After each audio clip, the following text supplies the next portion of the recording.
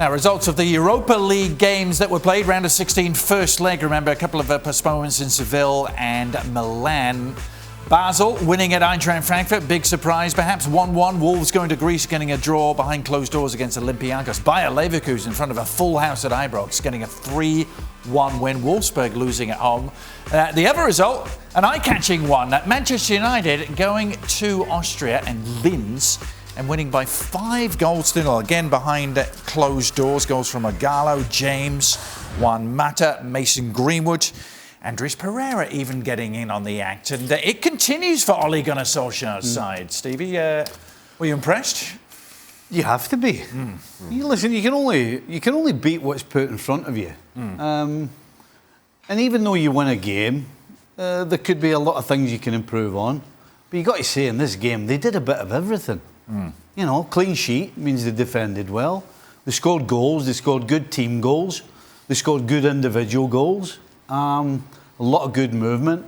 They attacked a lot, which is something that certainly I criticised them for against City at the weekend. Yeah. So you have to say this was a great performance from Manchester United. And getting the ball rolling once again, Shaka, was Ighalo, who's continuing to do the business. Fantastically well. And every time you see him play now, the goals seem to be special, albeit against less opposition. Now, the cynic can say similarly about Manchester United and LASK is that this is a game they'd expect to win. And you scored 2 in injury time, which maybe makes it seem a little bit more one-sided than 3-0 quite clearly suggests. But as Stevie says, this was a thorough and complete performance by Manchester United, deserving of the win.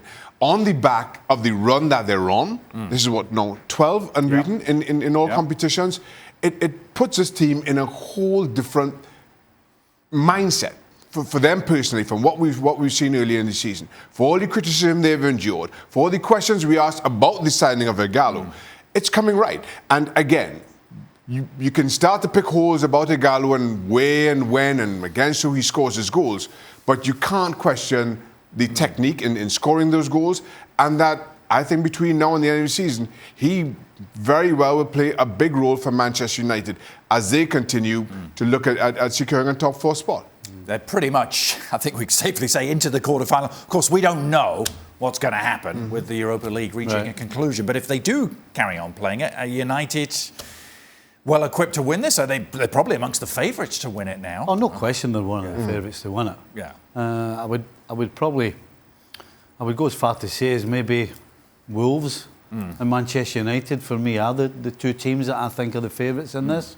So Leverkusen might have something to say about it. You think so? Leverkusen anyway, are in good form. The thing is, you can see by the team that he put out tonight that he wants to win this because he knows that there's no guarantee. Right now they're sitting, if Manchester City get banned, then they're in. Right. But he knows that can go. There's no guarantees. So he knows he has to try and win this. And whilst they're one of the favourites, you should put out your strongest team and go and win it and make sure. There's only 3 points between Manchester United and Chelsea, as we said, and we've spoken about Chelsea's inconsistency. But winning is a habit.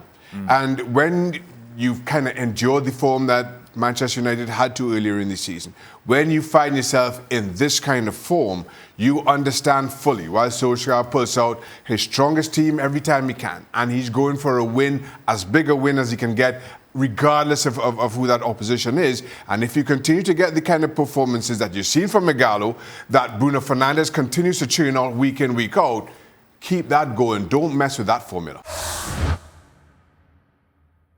Well, thank you very much for watching ESPN on YouTube. For more sports highlights and analysis, be sure to download the ESPN app. And for live streaming, premium content, and let's not forget as well, ESPN FC 7 days a week. Subscribe to ESPN Plus.